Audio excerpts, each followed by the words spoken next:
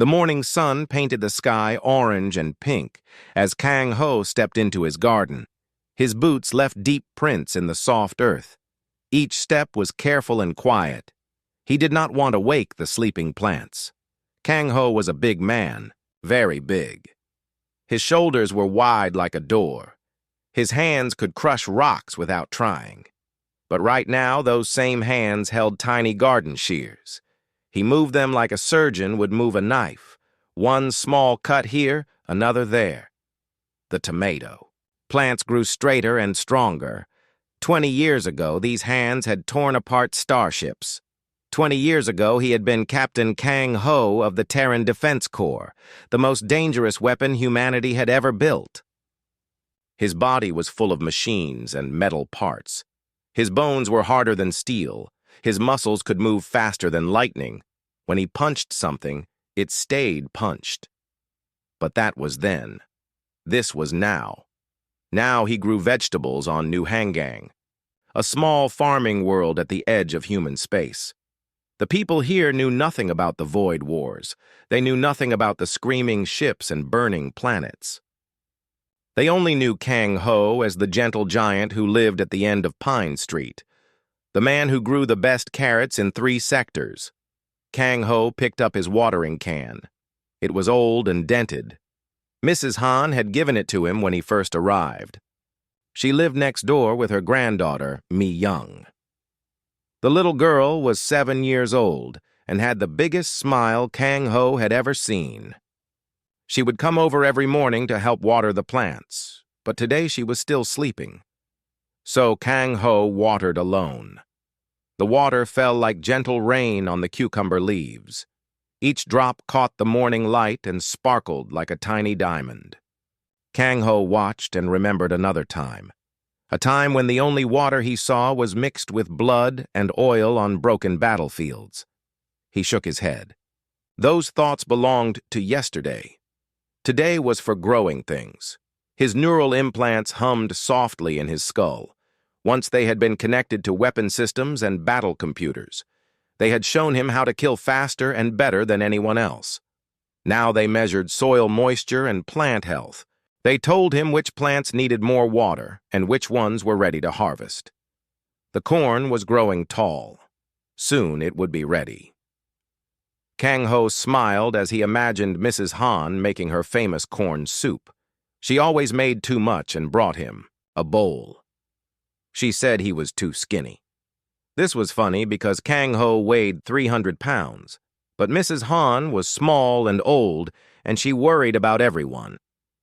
Footsteps crunched on the gravel path. Kang Ho turned to see Dongwu walking toward him. Dongwu ran the hardware store in town.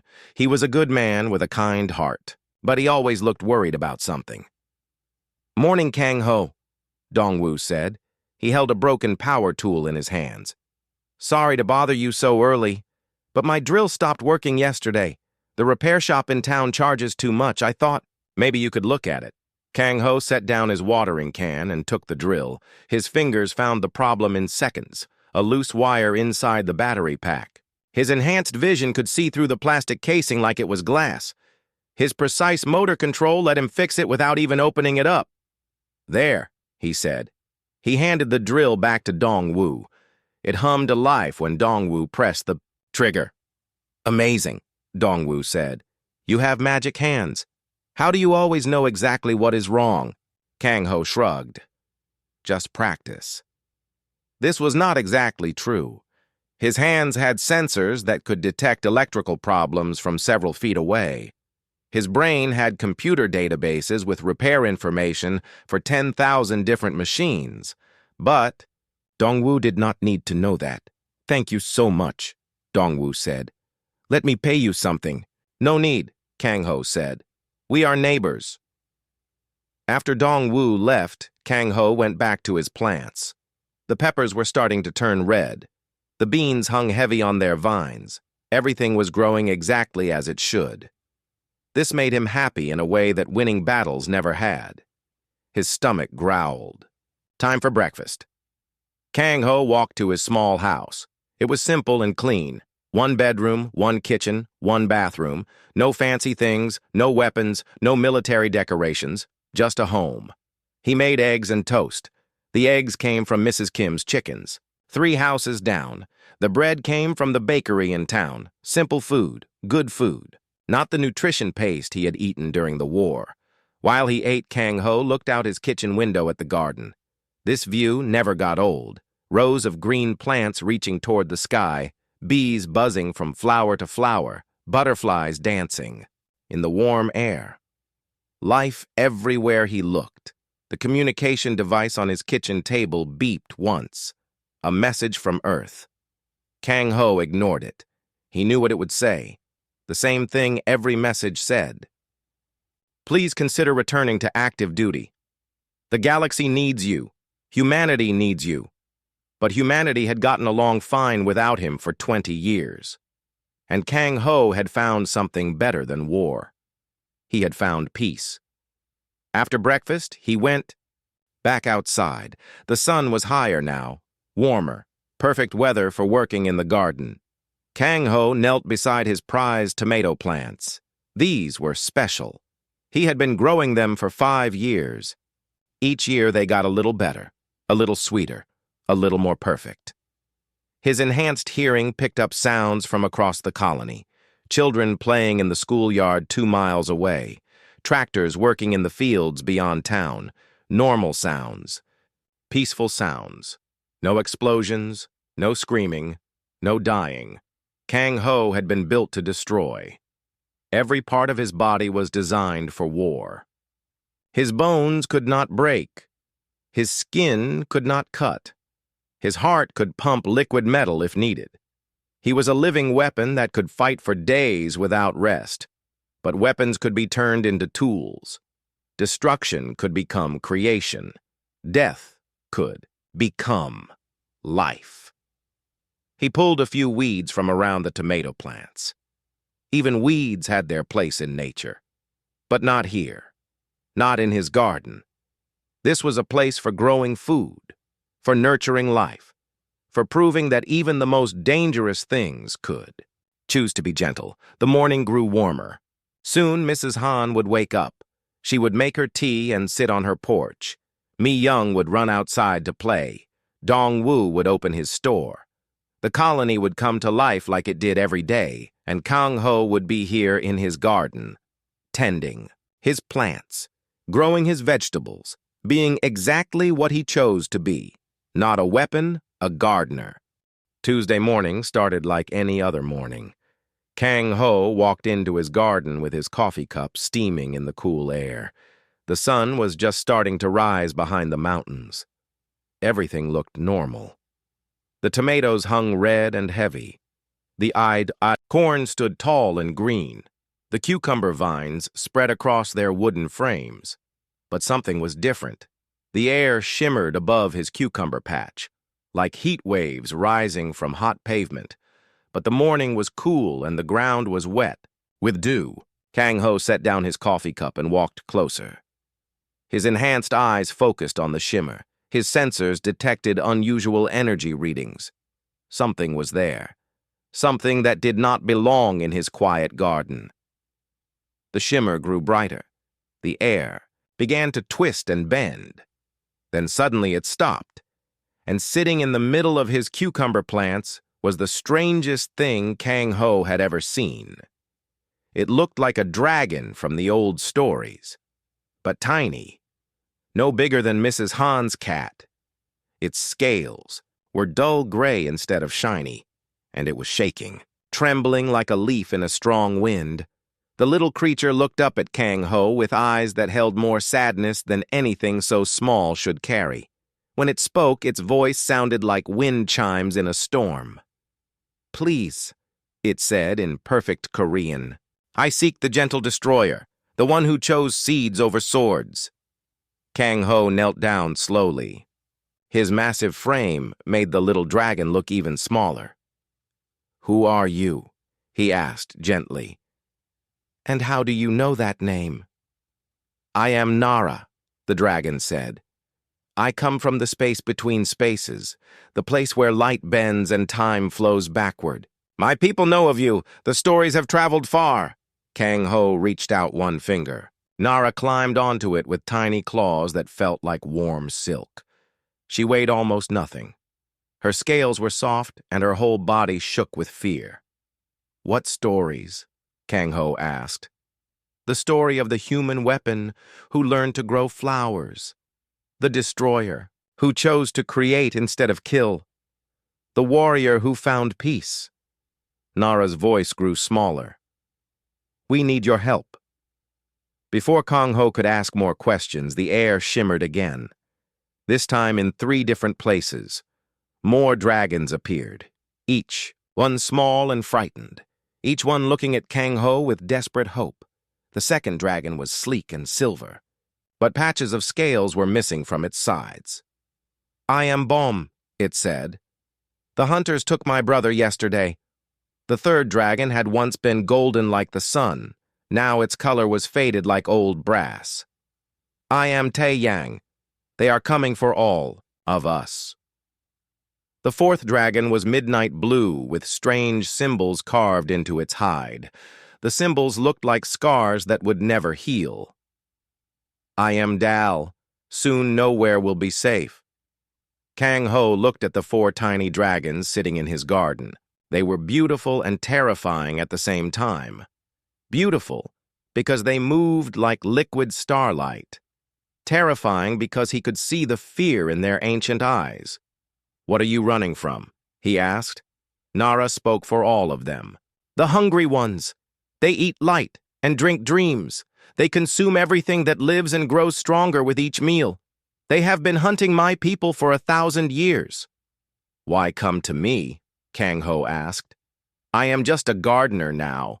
Because you are the only one who has ever chosen peace over war, Tae Yang said. The only human who traded violence for growth. This makes you special in ways you do not understand. Dal fluttered his tiny wings. We exist in the spaces between your world and ours. We guard the barriers that keep the dimensions separate. But we are few now, and the barriers are breaking. More dragons appeared throughout the morning, each one smaller than the last, each one more afraid. They told Kang Ho about their world, a place that existed alongside his own reality but hidden from normal sight. They were the guardians of both worlds. They kept the balance. They protected the boundaries. But something was hunting them. Something that fed on their life energy and grew stronger with each dragon it consumed. The hunters had already destroyed most of their kind. Only a few dozen remained. Why are you so small? Kang Ho asked as he prepared lunch. 6 dragons now sat on his kitchen table. They ate tiny pieces of bread and sipped water from bottle caps. We shrink when we are afraid, Bom explained. In our natural state, we are much larger. But fear makes us small, and we have been afraid. For so long, we have forgotten how to grow. Mrs. Han knocked on the door. Kang Ho quickly told the dragons to hide. They disappeared with little pops of displaced air. Mrs. Han entered carrying a pot of soup. You look worried today, she said as she set the pot on his stove. Is everything all right? Just garden troubles, Kang Ho lied. Some new pests to deal with. Mrs. Han nodded. Pests can be tricky, but you always find a way to handle them. You have gentle hands, but a strong heart. After Mrs. Han left, the dragons reappeared. They looked even smaller and more frightened than before. Hiding is not a solution, Nara said sadly. The hunters will find us wherever we go. They can smell our fear across dimensions. That evening, Kang Ho sat in his garden with the dragons perched on his shoulders and arms. They were warm and light, like living jewelry. The sun was setting and painting the sky purple and orange. Tell me about these hunters, he said. Dal spoke, in a voice like distant thunder. They are older than stars. They feed on life itself. They turn thriving worlds into empty husks. Your people fought them 20 years ago, but did not know what they truly were. Kang Ho felt ice form in his stomach. The Void Wars. Yes, Nara said. What you fought were just the shells, the empty husks of civilizations they had already consumed. They were testing your strength, learning your weaknesses. And now they are ready to feed again, Tae Yang added. Starting with us, then your world, then everything. Kang Ho stood up. The dragons rode on his shoulders like tiny pilots guiding a giant ship. His peaceful life was ending. He could feel it in his bones. The quiet years of growing vegetables and fixing broken tools were over. But maybe it did not have to end the same way his military service had. Maybe there was another path, a different choice. You came to me for protection, he said to the dragons, but I cannot fight your battles for you. The dragons drooped with disappointment. However, Kang Ho continued, I can offer you something else, something better than protection. I can offer you a home. 3 days after the dragons arrived, everything changed. Kang Ho was teaching Nara how to plant bean seeds when the old dragon appeared. She materialized in his garden like morning mist becoming solid, but unlike the others, she was not afraid. She was angry. This dragon was ancient. Even in her small form, Kang Ho could see the weight of countless years in her eyes. Her scales were white like fresh snow, and her voice crackled like dry leaves. I am Master Yi, she said, and you are making a terrible mistake. The other dragons bowed their heads when they saw her. Even tiny Nara pressed herself flat against the ground. Master Yi was clearly someone important, someone they all respected and feared. What mistake? Kang Ho asked. He did not bow. He had learned long ago that respect was earned, not demanded. Master Yi flew up to eye level with him. Even though she was no bigger than his thumb, her presence filled the entire garden. You think you can hide us here? You think your human world can protect us from the hungry ones?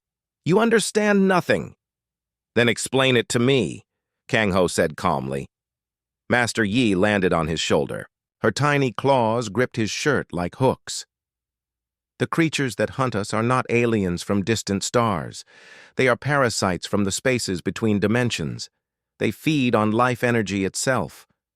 20 years ago, they used your void wars to weaken the barriers between worlds. Kang Ho felt his blood turn cold. What do you mean, used our wars? The enemies you fought were not living beings. They were empty shells, husks of civilizations that had already been consumed. The parasites sent them to test humanity's strength, to learn how you fight, to prepare for the real invasion. Dal fluttered nervously nearby. The parasites grow stronger with each world they consume, each dragon they catch, each life they drain. They have been feeding for 1,000 years. Now, they are ready for the final harvest. What final harvest? Kang Ho asked. Master Yi's eyes burned like tiny stars. Your dimension, every living thing in it, every planet, every star, every drop of life energy. They will consume it all and move on to the next reality. Bomb landed on Kang Ho's other shoulder. We dragons maintained the locks that kept them contained. But we are so few now, so weak. The barriers are breaking everywhere. Kang Ho looked around his garden. Everything seemed normal. The sun shone bright and warm. Birds sang in the trees. Insects buzzed among the flowers. But underneath it all, he could feel something wrong. Something dark and hungry pressing against the edges of reality. How long do we have? He asked. Days, Master Yi said. Maybe hours. They are already testing the barriers around this world. Soon they will break through. That night, Kang Ho could not sleep. He sat in his garden with the dragons gathered around him. They looked even smaller in the darkness, even more fragile. These tiny creatures had been protecting his entire dimension, and he had never known. His military training told him to prepare for war, to activate his dormant weapon systems, to become the destroyer he had once been. But his heart told him there had to be another way. The decision was made for him at 3 in the morning. Mrs. Han started screaming. Kang Ho ran to her house faster than any normal human could move. His enhanced muscles carried him across the distance in seconds, but he was too late. The creatures were already inside. They looked like shadows with teeth, dark shapes that seemed to eat light itself. They surrounded Mrs. Han's bed like hungry wolves. She was awake but could not move, could not speak. The life was draining out of her eyes. Kang Ho did not think. He acted. His fist hit the first creature, with enough force to crack mountains. But it passed right through like he was punching smoke. The shadow thing laughed and continued feeding. More creatures poured through the walls. They were not fully in this dimension yet, still partially in their own reality. That was why he could not touch them. But they could touch Mrs. Han. They could drain her life away drop by drop. Kang Ho roared with fury. His voice shook the entire house. Windows cracked. The walls groaned. But the creatures ignored him. They had found easier prey. Mrs. Han's hair turned white, then gray, then fell out completely. Her skin wrinkled and sagged. Her eyes grew dim. In seconds, she aged 50 years. The parasites were consuming her entire life force. Kang Ho tried everything. His energy weapons, his sonic blasters, his gravity manipulators. Nothing worked. The creatures existed between dimensions. His weapons could only affect things in normal space. Mrs. Han looked at him one last time. Her eyes were full of forgiveness instead of fear. Then she closed them and was gone. The parasites finished feeding and faded back into their own dimension. They left behind only an empty shell that had once been a kind old woman who made soup for her neighbors. Kang Ho knelt beside the bed and closed Mrs. Han's eyes. His hands were shaking with rage. 20 years of peace had ended in one terrible moment. The war had found him again. But this time it was different. This time it was personal. He walked back to his garden where the dragons waited. They had felt everything that happened. Their small faces were wet with tears that sparkled like diamonds in the moonlight. "Now you understand," Master Yi said quietly. "This is what we have been fighting. This is what destroyed my people. This is what will consume your world unless we stop it." Kang Ho looked at his hands, the same hands that had grown tomatoes and fixed broken tools, the same hands that had failed to save Mrs. Han, the same hands that had once been weapons of mass destruction. "Tell me what we need to do," he said. Master Yi flew up to look him in the eyes. "We need to become something new, not dragon, not human. Something that can exist in both dimensions at once. Something that can fight creatures. Made of living shadow." "What are you talking about?"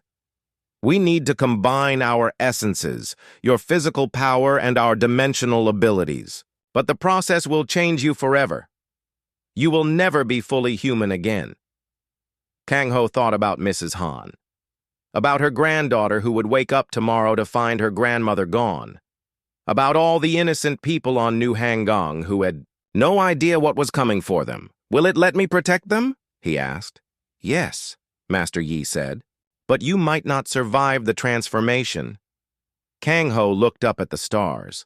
Somewhere out there in the spaces between realities, ancient predators were preparing to feed. His peaceful life was over. But maybe he could make sure others got to keep theirs. "Then let's begin." The transformation did not happen the way Kang Ho expected. He thought it would be violent and painful. Instead, it felt like sinking into warm water. The dragons surrounded him in his garden as the sun rose. Each one placed a tiny claw on his skin. Their combined energy flowed into him like liquid light. Kang Ho felt his perception expand. Suddenly, he could see layers of reality stacked on top of each other like sheets of glass. His own world was just one layer. There were dozens of others, some filled with creatures of pure energy, others made of living music, some so strange he could not understand what they were. And in the spaces between all these layers lived the parasites, hungry shadows waiting for their chance to feed. "Can you see them now?" Master Yi asked. She was perched on his shoulder like a tiny white bird. "Yes," Kang Ho said. His voice sounded different, deeper, like it was coming from multiple dimensions at once. "They are everywhere. But they cannot fully enter this reality yet," Nara explained. "The barriers are weakened, but not broken. We have time to prepare." Kang Ho stood up. The world looked completely different now. He could see the energy flows that connected all living things, the way reality bent and twisted where dimensions touched, the weak spots where parasites might break through. "We need to make this place safe," he said, "not just for you, for everyone." Over the next few days, Kang Ho transformed his garden into something unprecedented. Using his new dimensional sight and the dragon's knowledge, he created overlapping fields of protective energy. His farm became a place where multiple realities existed in the same space. The work was exhausting. Each barrier required precise calculations and enormous amounts of energy. But Kang Ho's enhanced body could handle the strain, and the dragons helped by channeling power from their home dimension. More refugees began to arrive, not just dragons but other creatures fleeing the parasite. Swarm. Haye Jin appeared on Thursday morning. She looked like a walking crystal that sang when she moved. Her voice was like bells ringing underwater. "The song worlds are falling," she told Kang Ho. "My people sang reality into existence. But the hungry ones are eating our music. Soon there will be only silence." Junseo flowed into the garden like living water. His form constantly shifted and changed. Sometimes he looked human, sometimes like an ocean wave, sometimes like falling rain. "The flow streams are poisoned," he gurgled. "My people rode the currents between worlds, but the parasites have corrupted the paths. Now we have nowhere to go." So Young arrived as a small star that floated just above the ground. Her light was warm and gentle. When she spoke, it was like hearing the sun whisper. "The light realms are going dark," she said sadly. "My people were born from the first photons after the universe began. But the shadows are swallowing everything. Even light cannot escape them." Each new refugee brought stories of their dying worlds. Each one had abilities Kang Ho had never imagined. But they all shared the same fear, the same desperate hope that somehow this small farm could protect them. The human colonists noticed the changes immediately. Strange lights in Kang Ho's garden at night. Unusual sounds coming from his property. Creatures that should not exist walking among his vegetables. Dongwu was the first to come asking questions. He brought his wife and 2 children. They stood at the edge of Kang Ho's property looking scared and confused. "What is happening here?" Dongwu asked. "People are talking. They say you have monsters in your garden." Kang Ho sighed. He had hoped to keep the humans out of this, but that was no longer possible. The sanctuary was growing too large to hide. "They are not monsters," he said gently. "They are refugees, people fleeing from something terrible." "But they are not people," Dongwu's wife said. "That thing by your tomatoes is made of water, and that other one is glowing like a light bulb." "They are people in their own way," Kang Ho explained.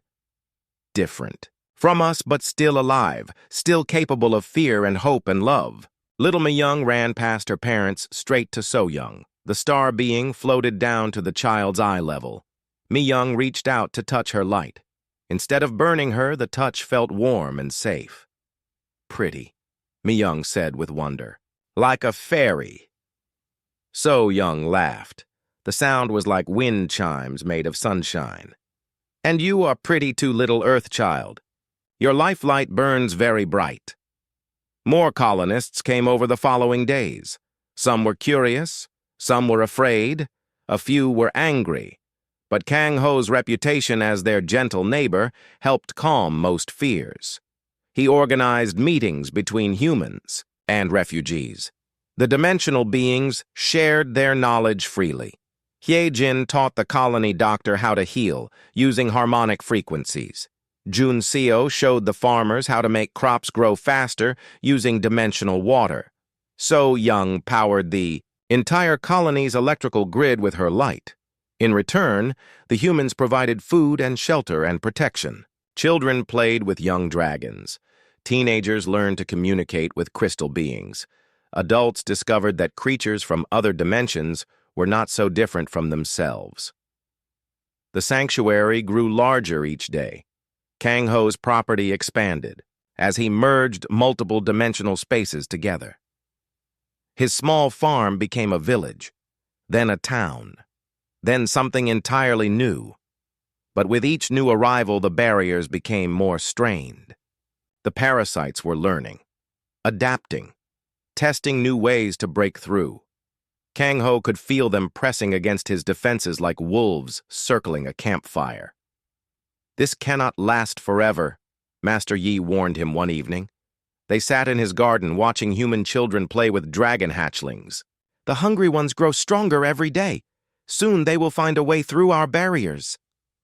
"Then we need to be ready," Kang Ho said, "not just to defend, but to fight back." "Fight how?" Nara asked. She had grown slightly larger over the past week. The safety of the sanctuary was helping her overcome her fear. "They exist between dimensions. They can touch us, but we cannot touch them." Kang Ho smiled. His new dimensional sight was showing him possibilities he had never imagined. What if we could exist between dimensions too? What if we could meet them on their own ground? Dal fluttered his wings excitedly. "You mean create beings that can fight in multiple realities at once?" "Exactly," Kang Ho said. "Humans and dragons and crystal beings and star people working together, combined into something the parasites have never encountered before." Master Yi looked thoughtful. "It is possible, but dangerous. The process could destroy us all if we make a mistake." "Then we better not make any mistakes," Kang Ho said. As if summoned by his words, alarms began ringing across the colony. Emergency lights flashed red in the darkness. Kang Ho's enhanced hearing picked up screams from the town center. The parasites had found another way in. "Time to see if our new alliance works," he said as he ran toward the danger. Behind him, dragons, and crystal beings and water spirits and star people followed.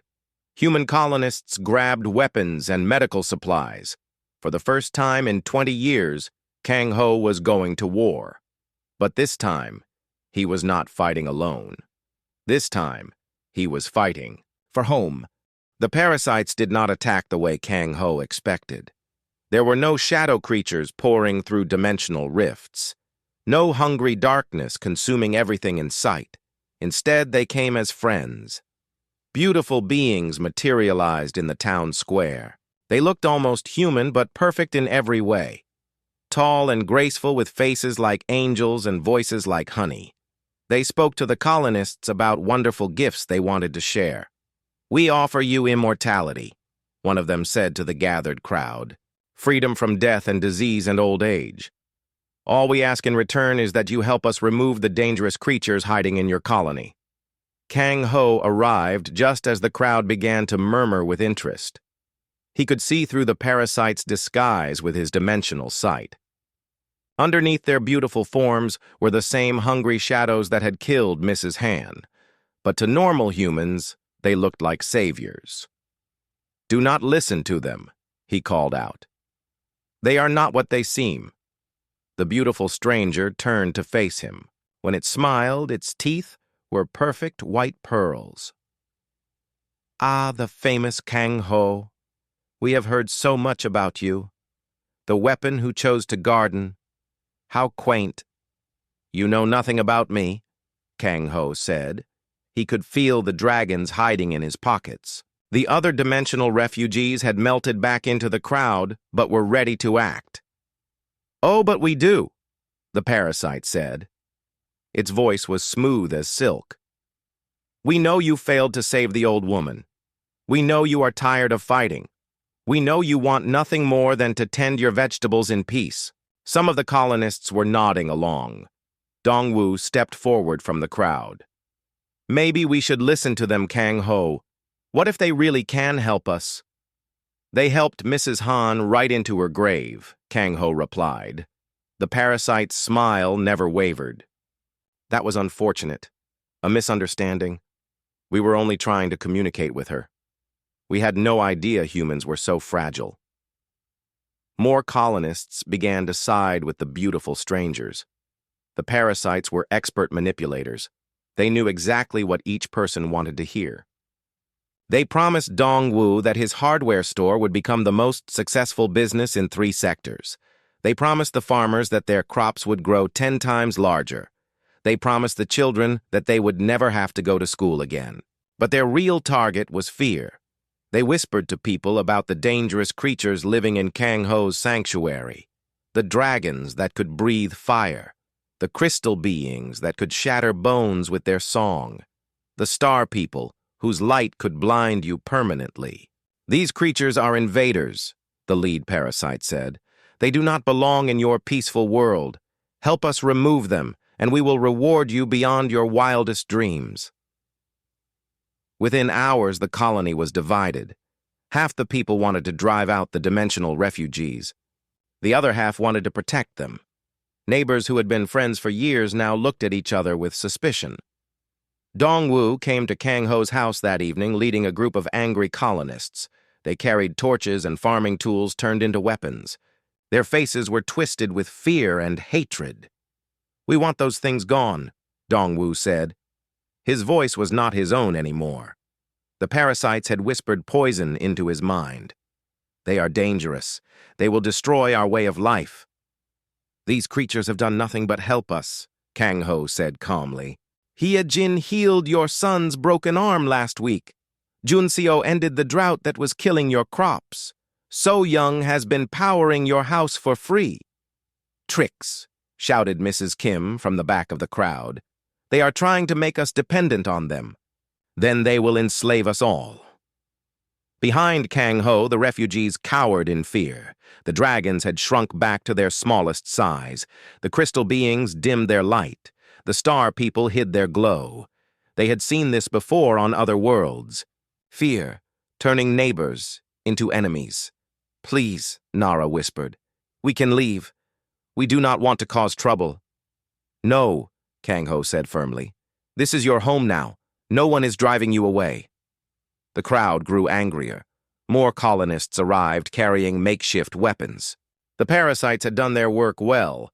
A peaceful farming community was turning into a mob. Kang Ho felt the familiar rage building inside him, the same fury that had made him humanity's greatest weapon.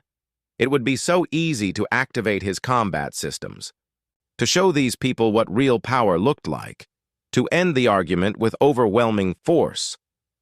But that was exactly what the parasites wanted. They were feeding on the conflict, growing stronger with each angry word, each fearful thought. Each act of violence would make them more powerful. "There has to be another way," he said to Master Yi. The ancient dragon perched on his shoulder whispered in his ear. "Sometimes the only way to save a garden is to become the soil, to sacrifice yourself so others can grow." Kang Ho understood. He looked at the angry crowd, at the frightened refugees, at the beautiful parasites watching from the shadows with hungry eyes.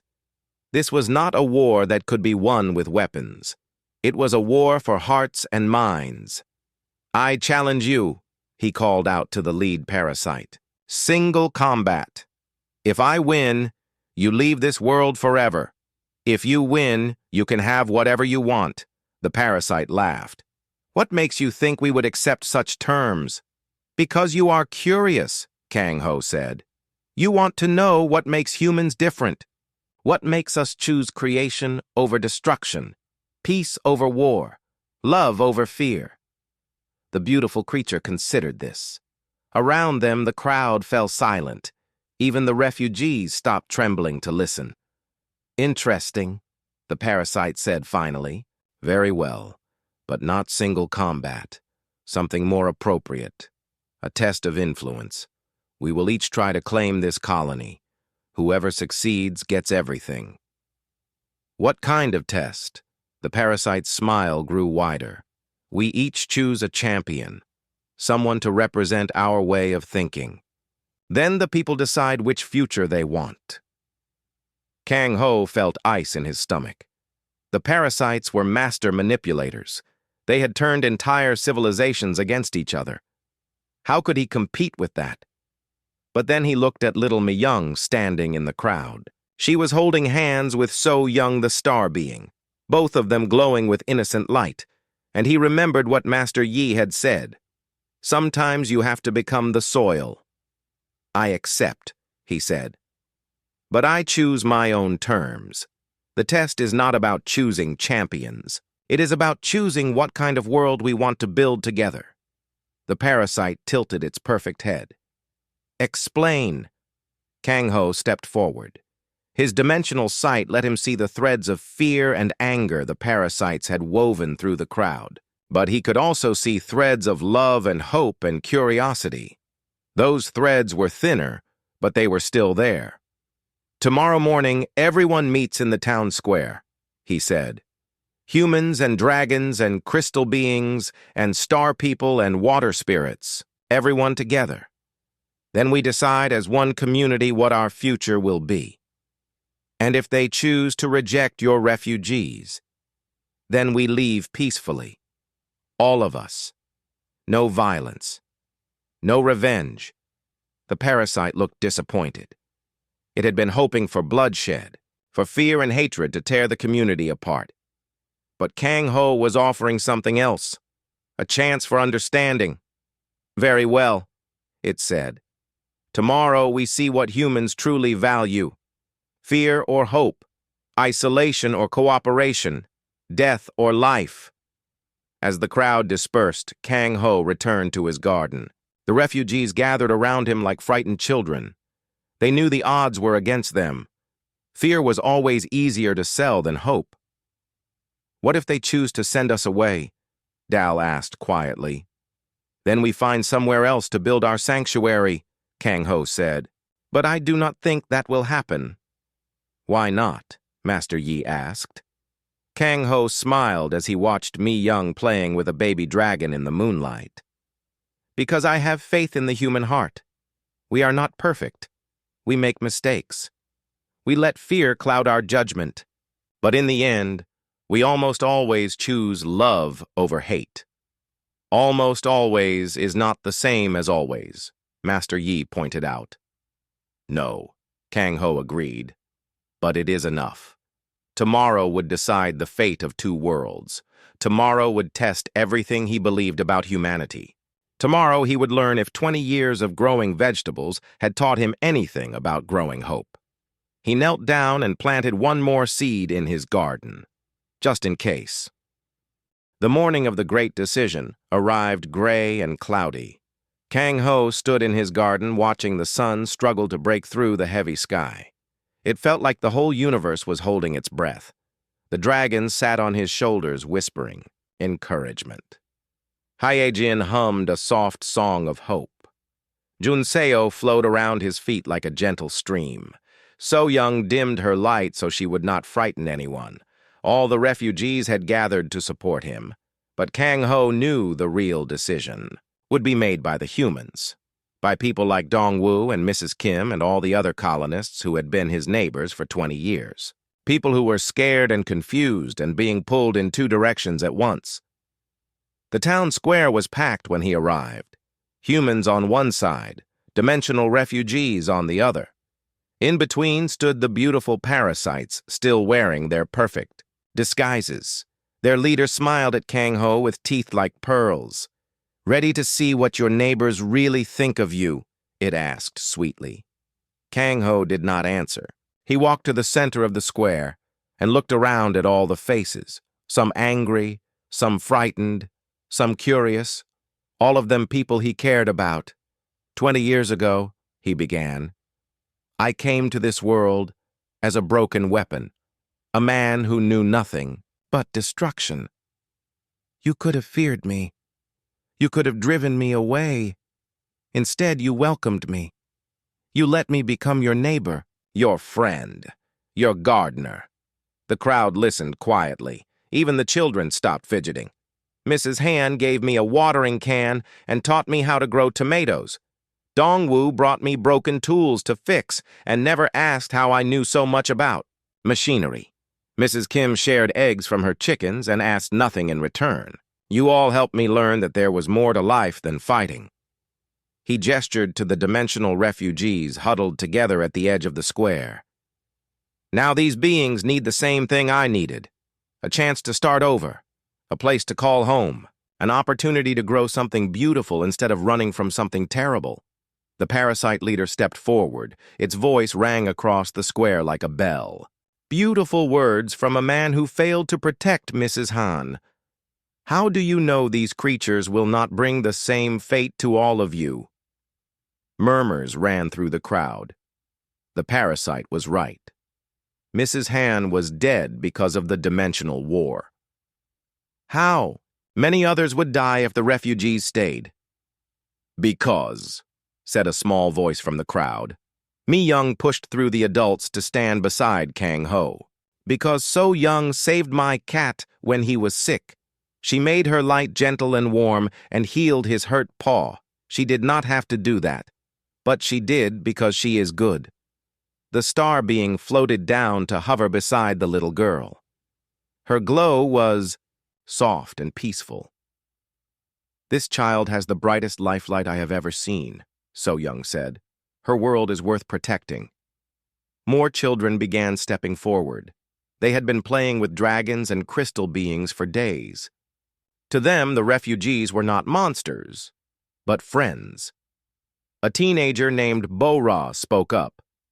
Junseo taught me how to make my crops grow twice as fast using dimensional water. Our harvest this year will be the best ever. An elderly man named Sungmin raised his hand. Haye Jin cured my arthritis with her healing songs.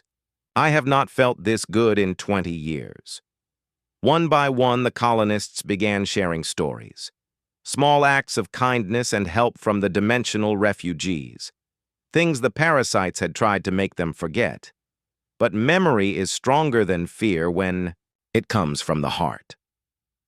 The beautiful parasite looked frustrated. Its perfect face showed cracks of anger. They are manipulating you, making you dependent on their alien powers. Soon you will be their slaves just like countless other worlds. No, said Dongwu. He stepped out from the crowd looking ashamed. I was wrong to listen to you. These beings have helped us more than they have hurt us. And Kang Ho has never lied to us. Not once in 20 years, the parasite hissed. Its beautiful disguise began to slip. Shadows leaked from its eyes like black tears. You fools, you are choosing extinction. When we consume, this world remember that you had a chance to join us. We choose hope, Mrs. Kim said firmly. We choose growth over fear. We choose to trust our neighbors no matter what dimension they come from. The crowd began to cheer. Humans and dragons and crystal beings and star people all together. The sound rose like music into the gray sky. Even the clouds seemed to brighten. But the parasites were not finished. As their disguises fell away, they revealed their true forms. Writhing shadows with too many teeth and eyes like burning coals. They began to grow larger and more terrible. If you will not join us willingly, the leader snarled, then we will take what we need by force. The shadows reached out with claws of pure hunger. They moved toward the closest humans, ready to drain away their life force. The crowd screamed and tried to run, but there was nowhere to go. Kang Ho stepped between the parasites and his people. His body began to glow with dimensional energy. But he was not transforming into a weapon. He was becoming something else entirely. Light poured from his skin. Not the harsh light of combat systems, but the gentle glow of growing things. Of seeds sprouting in rich soil. Of flowers opening to the sun. Of life choosing to flourish despite the darkness. The dragons joined their energy to his. then the crystal beings, then the star people and water spirits and all the other refugees. Even the humans began to glow as they linked hands with their dimensional neighbors. Together they became something the parasites had never seen before, a living network of cooperation that spanned multiple realities, a community that chose unity over division, love over fear, growth over consumption. The parasites struck at this new entity with all their hungry power, but their attacks passed through harmlessly. They could devour individuals, but they could not consume an entire community joined together in purpose. Impossible, the lead parasite screamed. Nothing can resist us. We have consumed 1,000 civilizations.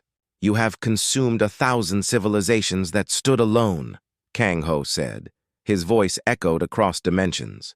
But we do not stand alone. We stand together. The light from the joined community grew brighter. It pushed back the shadows of the parasites like dawn banishing night. The hungry creatures tried to retreat to their own dimension but found the way blocked. The barriers they had weakened were now reinforced by unity. Faced with an enemy they could not consume or corrupt, the parasites did the only thing they could. They fled. Their forms dissolved into wisps of shadow that scattered across the dimensional void, seeking easier prey elsewhere in the galaxy. The light faded as the community gently separated, but the connections remained. Humans and dimensional beings were no longer two separate groups. They were one people with two origins. Kang Ho felt the transformation settling into his bones. He was no longer fully human, but he was not entirely other either. He existed in both worlds at once, a bridge between realities, a living symbol of what cooperation could achieve. The town square erupted in celebration. Children chased dragons through the air. Adults marveled at crystal being light shows. Teenagers learned to communicate with water spirits through dance. But Kang Ho slipped away from the party. He had seeds to plant. He walked back to his garden where everything had started. The dimensional refugees followed him. His neighbors followed them. Soon his small farm was filled with beings from a dozen different realities, all working together to grow something beautiful. Mi Young tugged on his shirt. "What are we planting?" she asked. Kang Ho smiled as he handed her a seed that seemed to shimmer between dimensions. "Hope," he said simply. The seed went into the ground that was no longer just earth, but a mixture of soil from multiple realities. As they watered it with water from Junseo and light from So Young and songs from Hyejin, something amazing happened. The plant that grew existed in all dimensions at once. Its roots reached deep into the earth of New Hangang, but its branches stretched into the crystal gardens of Hyejin's world and the flowing streams of Junseo's realm and the burning hearts of distant stars. It was a tree of connection, a living symbol of what could grow when different worlds chose to nurture each other instead of fearing what made them different. Years passed. New Hangang became known throughout the galaxy as the first